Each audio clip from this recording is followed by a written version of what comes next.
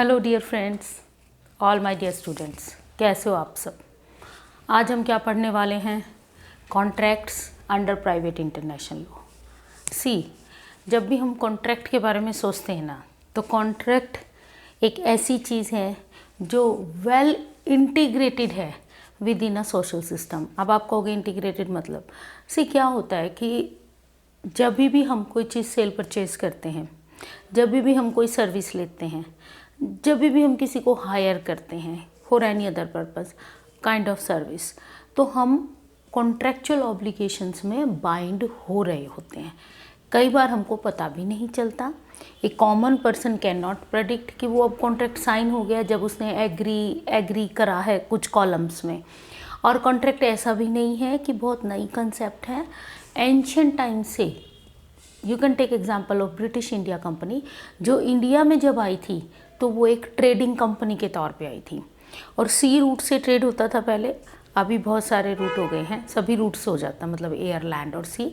तो कॉन्ट्रैक्ट की जो कॉम्प्लेक्सिटीज़ हैं वो नई नहीं है, लेकिन समय के साथ, ग्लोबलाइजेशन के साथ और मार्केट या कंज्यूमरिज्म में, या जो एक ग्लोबल अपलिफ्ट है जो कंज्यूमरिज्म का एंड जो ट्रेड प्रैक्टिस का, ये मोर एंड मोर कॉम्प्लेक्स होता जा रहा है। तो अगर हम प्राइवेट इंटरनेशनल लॉ की बात करें तो ब्रॉडली हम इन 4 रूल्स को स्टडी करते हैं। The first one is lex loci contractus, the second one is lex loci solutionis, third one is proper law, and fourth one is Rome Convention। और इसके लिए हम कौन सा लॉ एप्लीकेबल, ये 1980 है। Law applicable on contractual obligations. So अगर आप contract under private international law पढ़ना चाहते हो तो ये 4 चीज़ हैं जो हम मेन अप्लाई करते हैं। कब करते हैं? When there is conflict of law और there is a choice of law. जब अराइज होगा, कोई फॉरेन एलिमेंट होगा, there is conflict of legal system of more than one countries, then these rules are applied for the contracts. और जब हम contract की बात करते हैं तो it is regular contracts, e contracts and special contracts as well, उन सभी पे अप्लाई होता है। तो ये जो हमारा पहला है ना, लेक्स लोकी कॉन्ट्रैक्टस, इसका मतलब क्या होता है? Law of land where the contract is formed. अब देखिए, जनरल लीगल प्रिंसिपल, ये मैक्सिमम जिनको बोलते हैं, क्या कह रहा है कि वैसे तो उस देश का लॉ अप्लाई होना चाहिए जहाँ पे कॉन्ट्रैक्ट मेड हुआ है या फॉर्म हुआ है। तो इसका मतलब क्या है कि कुछ चीज़ें तो ऐसी भी हैं ना, उस लॉ ऑफ लैंड की कॉन्ट्रैक्ट को अफेक्ट करती हैं। जैसे फॉर एग्जांपल रजिस्ट्रेशन प्रोसेस है। अगर मान लो किसी चीज़ की रजिस्ट्रेशन करानी है तो जहाँ पे कॉन्ट्रैक्ट बनेगा वही देश के रूल अप्लाई होंगे। तो जहाँ पे मटेरियल वैलिडिटी की बात आती है या फॉर्मल वैलिडिटी की बात आती है, तो ये जो लेक्स लॉ की कॉन्ट्रैक्ट है, ये फॉर्मल वैलिडिटी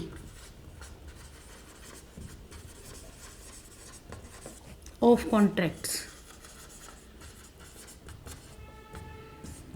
को अफेक्ट करता है। तो फॉर्मल वैलिडिटी का मतलब, जैसे फॉर एग्जांपल अगर ये कॉन्ट्रैक्ट बना है किसी प्रॉपर्टी को ट्रांसफ़र को लेके, तो हमने पढ़ा है पहले भी कहीं, और अब फिर बता देती हूँ। अगर यूएस है तो इट इज़ 21 ईयर, अगर इंडिया है it is 18 year of age a person is allowed to transfer the property.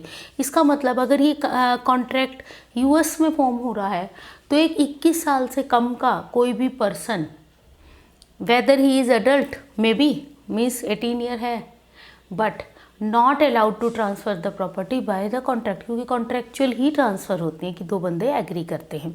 और वही अगर इंडिया में होगा तो 18 साल का होते ही वो कॉन्ट्रैक्ट कर सकता है बिकॉज बिकम मेजर। तो ये जो रूल का डिफरेंस होने का मतलब है कि कॉन्ट्रैक्ट कौन से लैंड पे फॉर्म हुआ है, इट ऑलवेज मैटर्स। ऐसा नहीं है कि आप अपनी मर्जी से किसी दूसरे देश में जाकर अपने रूल अप्लाई करो। जैसे फॉर एग्जांपल इंडिया में रजिस्ट्रेशन एक्ट ये कहता है कि 100 रुपीज़ से अबव अगर कोई मूवेबल प्रॉपर्टी ट्रांसफ़र हुई है तो उसकी रजिस्ट्री ज़रूरी है। तो अगर कॉन्ट्रैक्ट यहाँ बना है तो ये फॉर श्योर ऐसा होगा। सेकेंड बात, अगर ये कॉन्ट्रैक्ट है, हम जब कहते हैं कि जहाँ पे कॉन्ट्रैक्ट फॉर्म हुआ है तो इसका मतलब क्या है, लेक्सिटस का भी प्रिंसिपल यहाँ पे अप्लाई होना शुरू हो जाएगा। लेक्सिटस का मतलब क्या, because I am saying the immovable property. तो इमूवेबल प्रॉपर्टी के लिए तो रूल बिल्कुल ही फिक्स है, सिंपल है कि जहाँ पे प्रॉपर्टी हुई है उस लैंड के लॉ अप्लाई होंगे।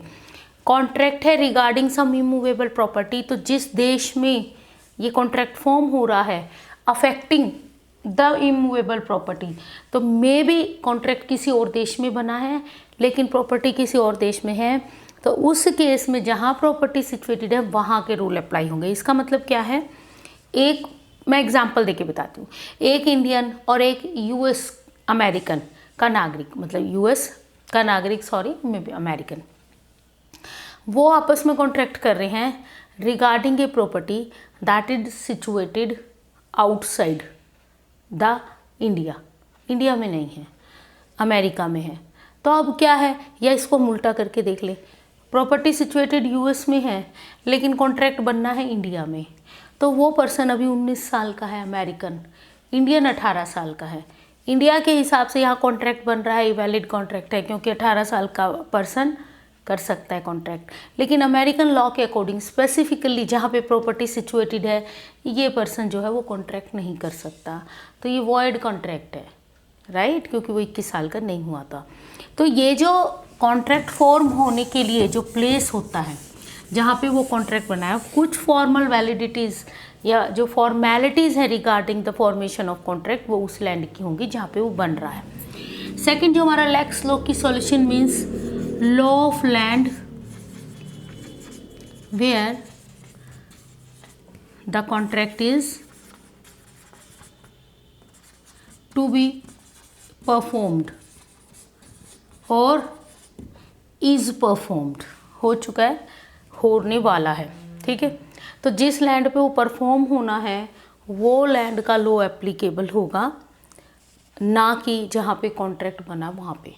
इसका मतलब क्या है, ये देखो दोनों तो कंट्राडिक्टरी हो भी सकती, नहीं भी, हम ये नहीं कह सकते all the cases these two statements as contract. क्यों, क्योंकि कई बार क्या होता है कॉन्ट्रैक्ट एक लैंड पे बना वहीं पे परफॉर्म होना है। फॉर एग्जांपल कोई फॉरेनर पर्सन है, वो इंडिया में कोई फैक्ट्री लगा लेता है प्रोडक्शन की, वो यहीं पे प्रोडक्ट बना रहा है, यहीं पे सेल कर रहा है, मतलब, और यहीं आके उन्होंने कॉन्ट्रैक्ट को साइन करा था रिगार्डिंग दैट।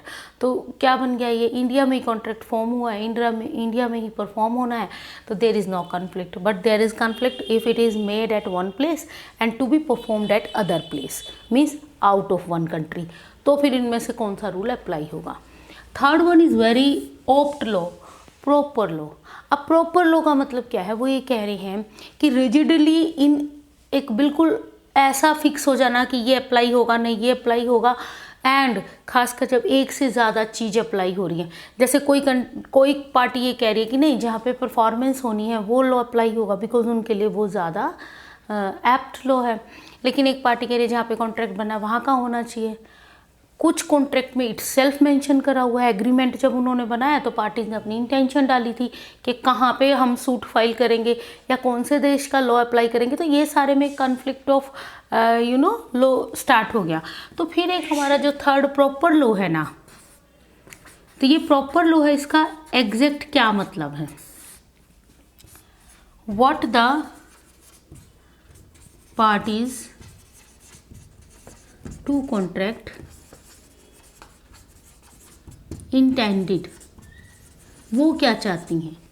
और ये जो इंटेंडेड है मतलब उनकी जो इंटेंशन है कि वो क्या चाहती हैं कि हमारा कॉन्फ्लिक्ट अगर हो तो वो कैसे रिजोल्व होगा। तो वो इंटेंशन जो है इट मे बी एक्सप्रेस, उन्होंने लिख ही दिया है, और मे बी इम्प्लाइड, और it can be found out by the facts of the case. जो फैक्ट ऑफ द केस है या हम फैक्ट ऑफ द कॉन्ट्रैक्ट कह सकते हैं रेदर, इसको वो पढ़ के पता चल जाएगा, कोर्ट गैदर कर लेगा कि क्या इंटेंशन हो सकती है। तो इसका मतलब क्या है, there is number of things, लेकिन जो प्राइम अगर हम देखा जाए तो ये सबसे इम्पोर्टेंट चीज़ है कि पार्टी क्या चाहती है। तो आपने अक्सर कॉन्ट्रैक्ट्स, अगर आपने कभी ध्यान दिया होगा, आपने ऑनलाइन कोई कॉन्ट्रैक्ट फिल करा हो, कोई डॉक्यूमेंट करा हो साइन, या आपने कुछ देखा हो, तो उनमें जुडिशनल क्लोज होते हैं, लॉ से रिलेटेड क्लोज होता है। अक्सर आपने देखा होगा कि all the disputes will be resolved by arbitration, यानी हम कोर्ट में नहीं जाएंगे, आर्बिट्रेशन के थ्रू ही रिजॉल्व करेंगे। इवन दे कैन मेंशन कि आर्बिट्रेशन, जो आर्बिट्रेटर हम चूज करेंगे वो कौन से कंट्री के होंगे। Sometime judicial clauses are there कि हमारा जो फ्यूचर डिस्प्यूट अगर अराइज होगा ना कोई भी पार्टीज के बीच में, वो कहाँ पे केस फाइल होगा, for example in India, in New Delhi, may be at Bombay, तो उसमें मेंशन होता है। इसका मतलब अगर एक्सप्रेसली पार्टीज़ ने मेंशन कर दिया है कि हमारा कॉन्ट्रैक्ट कहाँ होना चाहिए, तो फिर कोर्ट इंटरफेयर नहीं करता, ये रूल अप्लाई नहीं करता। बट ऐसा ज़रूरी नहीं है कि सभी केसेस में एक्सप्रेस इंटेंशन हो, तो इट मे बी इम्प्लाइड कि कॉन्ट्रैक्ट को पढ़ के, जो एग्रीमेंट है उसको पढ़ के पता चले कि क्या इंटेंशन रही होगी पार्टीज़ की। If that is also not possible, then the facts of cases जो हैं उनको कोर्ट एक ऑब्जेक्टिव वे में एनालाइज करता है, देन कैन फाइंड आउट कि कौन सा प्रॉपर प्लेस है जहाँ पे ये केस चलना चाहिए। अब आप बताओ, इट इज़ अगेन, ये तो फिर से उतनी सारी चीज़ें हो गई, कॉन्फ्लिक्ट इज़ देयर। अब तो हमको लग रहा है लीगल प्रोविजंस में ही कॉन्फ्लिक्ट है, क्योंकि इतनी सारी चीज़ें अप्लाई हो रही हैं, तो हम किसको छोड़ें, किसको रखें। It is a matter of choice is there, but it is matter of question also कि ये सबसे अप्रोप्रिएट क्या है। देन फोर्थ में मैंने रोम कन्वेंशन भी लिखी है, 1980 में आई थी, यूरोप यूनियन के लिए आई थी। लेकिन कई बार क्या होता है, पार्टी एक उससे बिलोंग करती है रीजन से, दूसरी उसमें इन्वॉल्व नहीं होती, लेकिन पार्टी चाहती है कि रोम कन्वेंशन के जो रूल्स है ना, that are regarding the contractual obligations को लेके ही आई थी। काफ़ी ठीक ठाक अच्छी ये कन्वेंशन है, इसमें बहुत इलेबोरेटेड वो दे रखी है प्रोसेस की how the conflict is to be resolve and regarding to law और when foreign element is there, right. तो ये सिर्फ कॉन्ट्रेक्चुअल ऑब्लिगेशंस पे अप्लाई होने के लिए। अगर हमको रोम कन्वेंशन अप्लाई करनी है तो रोम कन्वेंशन के लिए दो इम्पॉर्टेंट एस्पेक्ट ज़रूरी है, मतलब वो 2 पॉइंट प्रेजेंट होने ज़रूरी हैं अगर पार्टी ये प्लीड कर रही है कि रोम कन्वेंशन के रूल्स अप्लाई होने चाहिए। तो फर्स्ट वन, कॉन्ट्रेक्चुअल ऑब्लिगेशन होनी चाहिए। सेकंड, चॉइस ऑफ लॉ होना चाहिए। और इसको चॉइस ऑफ लॉ या कन्फ्लिक्ट है ना, एक से ज़्यादा लीगल सिस्टम की चॉइस होनी चाहिए, तब रोम जो कन्वेंशन है वो अप्लाई हो सकती है। अगर पार्टी विलिंग है तो, कोई पार्टी प्लीड कर रही है तो कि रोम कन्वेंशन के रूल्स अप्लाई करो, लेकिन फिर ये दो ज़रूरी हैं, एक तो सिर्फ कॉन्ट्रेक्चुअल ऑब्लिगेशंस पे अप्लाई होगी, second there should be some element, foreign element, that is choice of law, legal systems की इन्वॉल्वमेंट होनी चाहिए। तो I am saying Roman, it is Rome convention, ठीक है। अब क्वेश्चन ये राइज होता है कि ये इतना कुछ होगा तो हाउ वी फाइंड आउट कि क्या सबसे अच्छा है। तो देखें, इन सारी चीज़ों में ना नियरेस्ट कनेक्शन किसका है, तो ये दो थ्योरी हैं,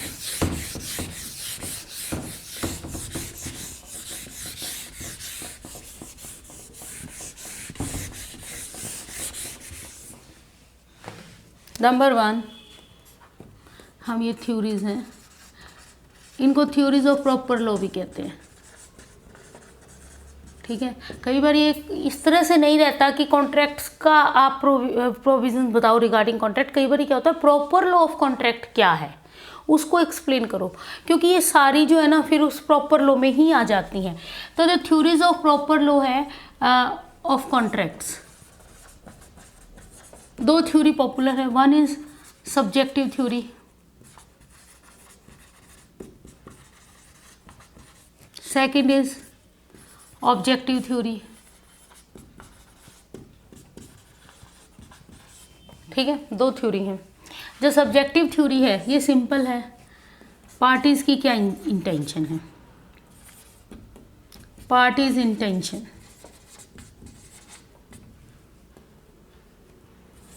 expressed in the contract। अगर पार्टीज ने एग्रीमेंट में स्पेसिफिकली मेंशन करा हुआ है कि कौन सा लीगल सिस्टम अप्लाई होना चाहिए, तो कोर्ट हैज़ नो चॉइस कि वो कहे नहीं आपने तो गलत डिसाइड कर दिया। हाँ, इसमें एक कंडीशन होती है कि बिल्कुल ऑल टुगेदर कोई नेक्सस ही नहीं है, कोई कनेक्शन ही नहीं है और आप एक बिल्कुल रिमोट कंट्री को ढूंढ लाओ, वैसा नहीं है। There should be some connection, चाहे तो कॉन्ट्रैक्ट के साथ यानी सब्जेक्ट मैटर, परफॉर्मेंस, जो भी कंडीशन है उसमें, या पार्टीज़ के साथ जो इन्वॉल्व है उस कॉन्ट्रेक्चुअल ऑब्लिगेशन में, उनका कोई कनेक्शन होना चाहिए। If it is present, court has no other discretion. तो subjective theory is rather simple. Dicey is the follower of this theory. Dicey express and Cheshire also somewhere, but the objective theory is little elaborative and contain number of things. क्यों? क्योंकि देखिए जब हम objective aspect की बात करते हैं ना, इसका मतलब है जो कॉन्ट्रैक्ट है ना उसमें जो क्लियर कट है नहीं लिखा हुआ, now court has to find out. तो फिर ऑब्जेक्टिव थ्योरी में लेक्स लॉ की कॉन्ट्रैक्टस, लेक्स लॉ की सोल्यूशनिस्ट भी देखा जाता है कि विच शुड बी अप्लाइड, और it may be the parties some intention expressed, not expressly mentioned in the contract, but can be find out by reading or going through the agreement, वो हो सकता है। तो लेक्स लॉ की contractors, lakes law की सोल्यूशनिस्ट से जो objectively पता लगाया जा सकता है कि कौन सा लॉ अप्लाई होगा। इसमें ना बहुत डिटेल में नहीं मैं आपको बताऊंगी, लेकिन आप पढ़ना। एक टॉर्नी का केस है 1932, देन सेकंड है Vita food corporation 1939 case, then है एसुजियान केस 1954। ये जो केस थे ना, ये इस ऑब्जेक्टिव थ्योरी का स्टेप वाइज स्टेप प्रोग्रेस थी। टॉर्नी के केस में हेग्स रूल का भी इन्वॉल्वमेंट था, क्योंकि prior to this Rome convention and proper law, Hague rules are also there regarding the contract, पर वो धीरे धीरे वैनिश आउट हो गए। Courts no more focus on that rules. तो टॉर्नी के केस में हेग रूल्स का भी जिक्र आया, लेकिन कोर्ट ने ये माना कि ऑब्जेक्टिवली ये देखा जाएगा कि कौन से प्लेस पे कॉन्ट्रैक्ट फॉर्म हुआ है, परफॉर्म होना है, पार्टीज इन्वॉल्व हैं वो कैसे, कहाँ से हैं। लेकिन क्लैरिटी नहीं थी सब्जेक्टिव और ऑब्जेक्टिव में। ऑब्जेक्टिव और जनरल रूल्स में उतना अच्छा एक्सटेंड नहीं था ऑब्जेक्टिवली। लेकिन जब वीटा फूड कॉरपोरेशन आया, इसमें कोर्ट ने बोला कि ऑब्जेक्टिवली देखा जाएगा if parties intention is not there in the agreement, और even somewhere parties intention is there लेकिन वो कोरिलेटेड नहीं है, तो फिर जो ऑब्जेक्टिव टेस्ट है वो क्या है, लेक्स लॉ की कॉन्ट्रैक्टर्स, लेक्स लॉ की सोल्यूशनिस्ट क्या कह रहे हैं regarding the facts of case, वो लॉ अप्लाई होगा। और एसोजियन केस में तो कोर्ट ने सिंपली मतलब बिल्कुल ये जो गैप था इन दोनों में, एक जो एम्बिगुइटी या एक जो कन्फ्यूज़न था ना, वो रिमूव करते हुए कहा कि अगर पार्टीज़ की इंटेंशन है कुछ तो उस पर फोकस करा जाएगा। If there is no intention then the place of formation of contract, place of performance of contract which is more nearly connected with the subject matter, वो लॉ अप्लाई होगा। ठीक है। और इंडिया के केसेस में एक नेशनल